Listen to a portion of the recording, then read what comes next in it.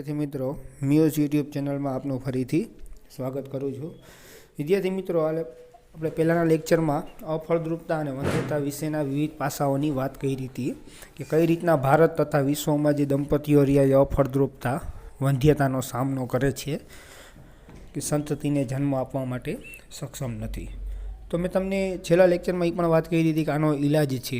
મોટાભાગના 90% જે વંધ્યતાનો સામનો કરતા યુગલો હોય જો એ અમુક પ્રકારની નવી ટેકનોલોજીથી સારવાર કરાવે તો वंध्यता अफળદ્રુપતા रही दूर करी शकाय। तो आजना लेक्चर में विद्यार्थी मित्रों टेक्नोलॉजी नी आपणे बात करवानी छे कि मेडिकल फील्ड में एवी कई टेक्नोलॉजी है जेना कारणे अफળદ્રુપता अथवा वंध्यता रही दूर करी शकाय। तो चलो आपणे एना विषे माहिती लई। सहायक प्रजनन पद्धतिओ एटले शुं, तेनी अगत्यता अने तेना अंतर्गत कई कई पद्धतिओ आवेल छे। जे आपणे अफળદ્રુપતા અને વંધ્યતા कहीए छीए विद्यार्थी मित्रों दूर करवा माटेनी टेक्निक छे एनुं नाम छे ART। टूंकमां इंग्लिशमां एनुं नाम छे ART, जेने गुजरातीमां आपणे सहायक प्रजनन पद्धतिओ तरीके ओळखवामां आवे छे, बराबर। अने इंग्लिशमां एनुं फूल फॉर्म थाय छे आसिस्टेड रिप्रोडक्शन टेक्निक। आसिस्टेड रिप्रोडक्शन टेक्निक, बराबर, सहायक प्रजनन पद्धतिओ तरीके ओळखवामां आवे छे। અને એની અગત્યતા અને કઈ કઈ પદ્ધતિઓ ART એક ટેકનિક છે, એમાં અંદર ઘણી બધી પદ્ધતિઓ આવે, બરાબર। જે યુગલો હોય કે જે વંધ્યતા અફળદ્રુપતાનો સામનો કરે એમાં વંધ્યતા અફળદ્રુપતા અલગ અલગ કારણોસર હોય તો એ લોકોને ART ટેકનિકની માં અલગ અલગ પદ્ધતિઓ આવેલી હોય। ARTમાં સહાયક પ્રજનન પદ્ધતિઓમાં અલગ અલગ પદ્ધતિ હોય, એમાં દરેક યુગલ માટે અલગ અલગ પદ્ધતિ રહી असरकारक निवारण करे। एटले के युगलों में कया प्रकारनी अफળદ્રુપता है, कया प्रकारनी वंध्यता है, एने ध्यान में राखीने ART नी अंदरनी अलग अलग टेक्निक रही सिलेक्ट करवामां आवे, बराबर। तो एमां आपणे माहिती लई कि ART में कई कई पद्धतिओ आवे, सहायक प्रजनन पद्धति में कई कई एवी पद्धतिओ आवे कि जेना कारणे आपणे अफળદ્રુપता अने वंध्यता रही दूर करी शकाय। तो आपणे जोता जईए आगळ। हवे કેટલીક વિશિષ્ટ પદ્ધતિઓ કે જેને સહાયક પ્રજનન પદ્ધતિઓ કહે છે તેના દ્વારા દંપતીઓ સંતાન પ્રાપ્તિ કરી શકે। કેટલીક વિશિષ્ટ પદ્ધતિઓ કે જેને સહાયક પ્રજનન પદ્ધતિ કહેવામાં આવે છે, સહાયક પ્રજનન પદ્ધતિ, અને આ પદ્ધતિઓ દ્વારા દંપતીઓ સંતાન પ્રાપ્ત કરી શકાય, બરાબર, કે જે અફળદ્રુપતા અને વંધ્યતાનો સામનો કરતા હોય, બરાબર। तो आ ART पद्धति जेने आपणे गुजराती में सहायक प्रजनन पद्धति कहीए छीए, इंग्लिश में एने आपणे आसिस्टेड रिप्रोडक्टिव टेक्निक तरीके ओळखवामां आवे छे। एमां मुख्य 3 पद्धति छे। पहला आपणे वात करी IVF पद्धति। ART में अंदर सहायक प्रजनन पद्धतिओमां 3 पद्धतिओ छे। एमां पहली आपणे वात करी IVF। IVF नुं आखुं नाम थाय इन विट्रो फर्टिलाइजेशन। एनुं आखुं नाम थशे in vitro fertilisation. In vitro fertilisation, fertilisation एटले फलन, इन विट्रो एटले के शरीरनी बहार, शरीरनी बहार अंडकोषनुं फलन करावीने फलित अंडकोष रह्यो ए स्त्रीमां प्रत्यारोपण करवामां आवे एने आपणे IVF तरीके ओळखवामां आवे। इन विट्रो फर्टिलाइजेशन, टूंकमां एने आपणे IVF कहीए छीए, बराबर। अने गुजराती में एने शुद्ध गुजराती मतलब काढ़ीए तो शरीरनी बहार, शरीर जेवी स्थिति में फलन, शरीरनी बहार ज फलन कराववामां आवे अंडकोषनुं, पण परिस्थिति केवी जाळववामां आवे तो कि शरीरनी अंदर जेवी परिस्थिति होय स्त्रीनी अंदर एवी ज परिस्थिति रही जाळववामां आवे छे, बराबर। तो आने आपणे इन विट्रो फर्टिलाइजेशन तरीके ओळखवामां आवे छे। भ्रूण स्थानांतर ने लगती पद्धति है, एटले कि इम्ब्रियो ट्रांसप्लांटेशन ने लगती पद्धति है। विद्यार्थी मित्रों सौ प्रथम पुरुष अने मादामांथी जे आपणे अंडकोष अने शुक्रकोष होय, बराबर, एने भेगा करवामां आवे, बराबर। अंडकोष अने शुक्रकोष ने लईने लेबोरेटरी में शरीर जेवुं ज वातावरण बनाववामां आवे अने बेयनुं संयोजन करवामां आवे। संयोजन बाद अंडकोषनुं फलन थाय एटले अंडकोषना फलन में आगळ जता फलितांड में रूपांतर थाय, जेने आपणे आगळ जता भ्रूण अथवा इम्ब्रियो तरीके ओळखवामां आवे। आ इम्ब्रियो ने લેબોરેટરીમાંથી લઈને કેમાં પ્રત્યારોપણ કરવામાં આવે? સ્ત્રીના શરીરની દેહની અંદર. એટલે આપણે એને ઈટી તરીકે ઓળખવામાં આવે, ઇમ્બ્રિયો ટ્રાન્સપ્લાન્ટ તરીકે ઓળખવામાં આવે છે. બરાબર. તો આઈવીએફ શરીરની બહાર જેવી સ્થિતિમાં ફલન થાય એને આપણે ઇન વિટ્રો ફર્ટિલાઇઝેશન તરીકે ઓળખવામાં આવે. શરીરની બહારની સ્થિતિમાં જેવી સ્થિતિમાં શરીરની અંદર જેવી સ્થિતિઓ એવી જ બહાર જાળવી રાખીને ફલનની ક્રિયા કરવામાં આવે છે. બરાબર. આ પદ્ધતિને પ્રચલિત રીતે ટેસ્ટ ટ્યુબ બેબી કાર્યક્રમ તરીકે ઓળખવામાં પણ આવે છે. અને ટેસ્ટ ટ્યુબ બેબી કાર્યક્રમ તરીકે પણ વિદ્યાર્થી મિત્રો ઓળખવામાં આવે છે. ટેસ્ટ ટ્યુબ બેબી એટલા માટે કે શુક્રકોષ અને અંડકોષ સ્ત્રી અને પુરુષમાંથી ભેગા લેવામાં આવે છે. એને ભેગા ક્યાં કરવામાં આવે? તો લેબોરેટરીમાં ટેસ્ટ ટ્યુબની અંદર ભેગા કરવામાં આવે છે. બરાબર. એટલે ટેસ્ટ ટ્યુબની અંદર એનું બંનેનું સંયોજન કરવામાં આવે એટલે એને ટેસ્ટ ટ્યુબ બેબી કહેવામાં આવે. એ સંયોજન દ્વારા જ ફલિતાંડનું નિર્માણ થાય અને એ ફલિતાંડ કેમાં પ્રત્યારોપણ કરવામાં આવે? માદા શરીરની અંદર. બરાબર. એટલે ટેસ્ટ ટ્યુબમાં સંયોજન થતું હોવાથી એને ટેસ્ટ ટ્યુબ બેબી તરીકે ઓળખવામાં આવે છે. બરાબર. હવે આગળ જોઈ આમાં પત્નીના અંડકોષ અને પતિના શુક્રકોષથી પ્રયોગશાળાની સિમ્યુલેટેડ સ્થિતિમાં, સિમ્યુલેટેડ એટલે કે શરીરની જેવી સ્થિતિમાં, પ્રયોગશાળામાં એવી સ્થિતિ ઉત્પન્ન કરવામાં આવે શરીર જેવી, એને સિમ્યુલેટેડ સ્થિતિ કહેવામાં આવે. બરાબર. એટલે પત્નીના અંડકોષ અને પતિના શુક્રકોષ લઈને પ્રયોગશાળાની સિમ્યુલેટેડ સ્થિતિમાં ફલન કરાવાય છે. અને ફલિતાંડ કે પ્રારંભિક ભ્રૂણ કે જે 8 કોષમાં હોય. બરાબર. ફલિતાંડ બન્યું હોય અને એનું વિભાજન થઈને કુલ કેટલા કોષો બને? 8 કોષ. બરાબર. જેને આપણે પ્રારંભિક ભ્રૂણ તરીકે ઓળખવામાં આવે ને અંડવાહિનીમાં તબદીલ કરાય છે. બરાબર. આને ઝાયગોટ ઇન્ટ્રાફેલોપિયન ટ્રાન્સફર તરીકે પણ ઓળખવામાં આવે છે. અને શું ઓળખવામાં આવે? ઝાયગોટ ઇન્ટ્રાફેલોપિયન ટ્રાન્સફર તરીકે પણ ઓળખવામાં આવે છે. બરાબર. આ 8 કોષ બને નહીં ત્યાં સુધી એને ટેસ્ટ ટ્યુબમાં રાખવામાં આવે ફલિતાંડને. ફલિતાંડનું વિભાજન થઈને કુલ કેટલા કોષો બને? એક ફલિતાંડ હોય એમાંથી એક વખત વિભાજન થાય એટલે 2 બને, 2 વખત વિભાજન થાય એટલે 4 બને, ત્રીજી વખત વિભાજન થાય એટલે 8 બને. 8 કોષ બની જાય એને પ્રારંભિક ભ્રૂણ કહેવામાં આવે. એ પ્રારંભિક ભ્રૂણને સ્ત્રીની અંડવાહિનીમાં તબદીલ કરવામાં આવે એટલે કે સ્થળાંતર કરવામાં આવે. બરાબર. અને 8 કોષ બને ત્યારે એને અંડવાહિનીમાં સ્થળાંતર કરવામાં આવે તો આ પદ્ધતિને આપણે જિફ્ટ તરીકે ઓળખવામાં આવે, જેનું આખું નામ છે ઝાયગોટ ઇન્ટ્રાફેલોપિયન ટ્રાન્સફર. બરાબર. પણ ડાયરેક્ટ ફલિતાંડને અંડવાહિનીમાં ટ્રાન્સફર કરવામાં આવે. બરાબર.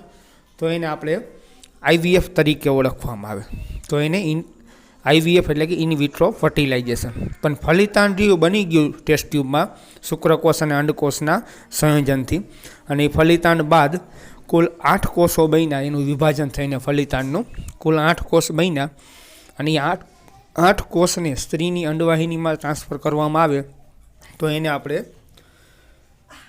ઝાયગોટ ઇન્ટ્રાફેલોપિયન ટ્રાન્સફર કહેવામાં આવે. ઝાયગોટ એટલે ફલિતાંડ, કુલ કેટલા કોષવાળું? 8 કોષવાળું.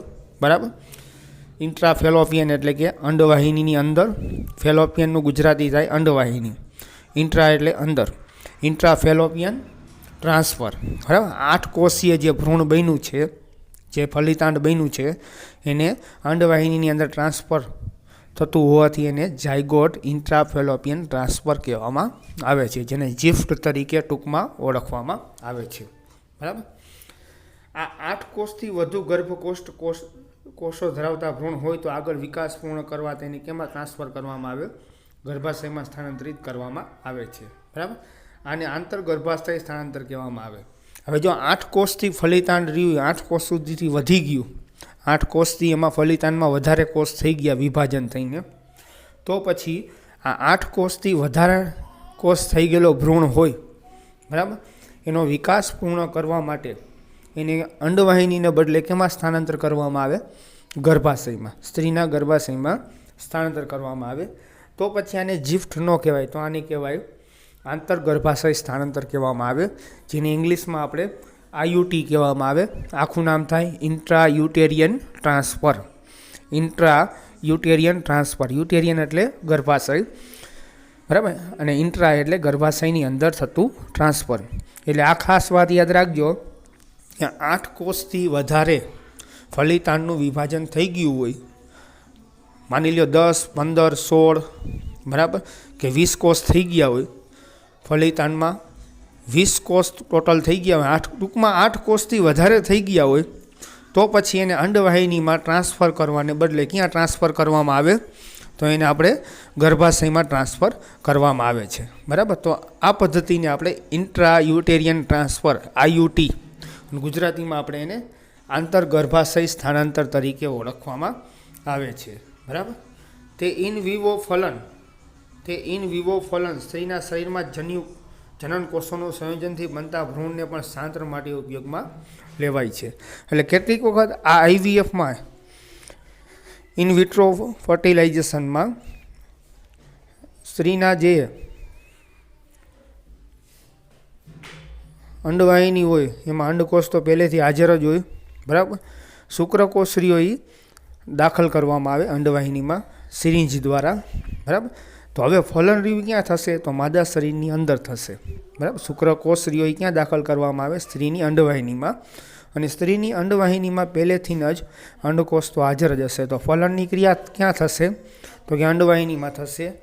તો આ ટેકનિકને આપણે ઇન વિવો ફલન કહેવામાં આવે. આ ટેકનિકને શું કહેવામાં આવે? ઇન વિવો ફલન. ઇન વિવો એટલે શરીરની અંદર, ઇન વિટ્રો એટલે શરીરની બહાર બરાબર. તો સ્ત્રીની શરીરમાં જનન કોષોનું સંયોજન કરવામાં આવે છે. સંયોજન ક્યાં થાય છે? બંને કોષો, અંડકોષ અને શુક્રકોષ ક્યાં જોડાય છે? તો કે સ્ત્રીની શરીરની દેહની અંદર બરાબર. સ્ત્રીની અંડવાહિનીમાં અંડકોષ પહેલેથી જ હાજર હોય. સિરિંજ દ્વારા શુક્રકોષ અંડવાહિનીમાં દાખલ કરવામાં આવે બરાબર. આ અંડવાહિનીમાં શુક્રકોષ દાખલ કરે એટલે અંડવાહિનીમાં પહેલેથી જ અંડકોષ હાજર હશે. બંનેનું સંયોજન ક્યાં થશે? સ્ત્રીની શરીરની દેહની અંદર બરાબર. તો આ ટેકનિકને આપણે ઇન વિવો ફલન કહેવાય. જો અંડકોષ અને શુક્રકોષનું સંયોજન ટેસ્ટ ટ્યુબમાં થાય, શરીર દેહની બહાર લેબોરેટરીમાં થાય તો એને ઇન વિટ્રો ફલન કહેવામાં આવે બરાબર. અને થી બનતા ભ્રૂણને પણ સ્થાનાંતર કરવા માટે ઉપયોગમાં લેવાય. એટલે કેટલીક વખત સ્ત્રીની અંદર ફલન કરાવવામાં આવે. ફલન થઈ ગયા બાદ જે ભ્રૂણ બને છે એ ભ્રૂણને કાઢી લેવામાં આવે અને બીજી સ્ત્રીમાં એનું પ્રત્યારોપણ કરવામાં આવે છે. એટલે કેટલીક વખત આ ટેકનિકનો પણ ઉપયોગમાં લેવામાં આવે છે કે સ્ત્રીની અંદર જ ફલન કરાવવામાં આવે. ફલન થઈ ગયા બાદ જે ભ્રૂણ બન્યું, જે ફલિતાંડ બન્યું એનો સ્ત્રીના શરીરમાંથી બહાર કાઢીને બીજી સ્ત્રીમાં પ્રત્યારોપણ કરવામાં આવે બરાબર. તો વિદ્યાર્થી મિત્રો, આ ટેકનિક રહી એને IVF કહેવામાં આવે. IVFની અંદર જિફ્ટ જે આપણે વાત કરી છે બરાબર, ઇન વિવો ફલન બરાબર, અને આપણે સામાન્ય જે ફલિતાંડ ટેસ્ટ ટ્યુબમાં અંદર બને છે 8 કોષ અથવા એનાથી ઓછી અવસ્થાનું જે ફલિતાંડ હોય તો એને આપણે અંડવાહિનીમાં ટ્રાન્સફર કરવામાં આવે છે. એના વિશે આપણે વાત કરી, જેને આપણે જિફ્ટ તરીકે ઓળખવામાં આવે છે બરાબર.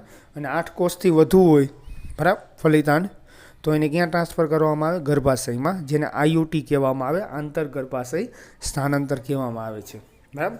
તો વિદ્યાર્થી મિત્રો, આજના લેક્ચરમાં આપણે IVF ટેકનિક એક જ જોવાની હતી. હજી બીજી 2 ટેકનિક છે, એના વિશે આપણે નેક્સ્ટ લેક્ચરમાં વાત કરશું. તો આજના લેક્ચરમાં તમને IVF ટેકનિક કરાવી મોસ્ટ IP છે એક્ઝામ માટે. અગાઉની નીટની અને ગુજરાત બોર્ડની એક્ઝામમાં પણ પૂછાઈ ગયું છે બરાબર. એટલે આ ટેકનિક વ્યવસ્થિત કરી લેજો અને ન સમજાય તો એની ટાઈમ મને વોટ્સઅપમાં પ્રશ્ન પૂછી શકો છો.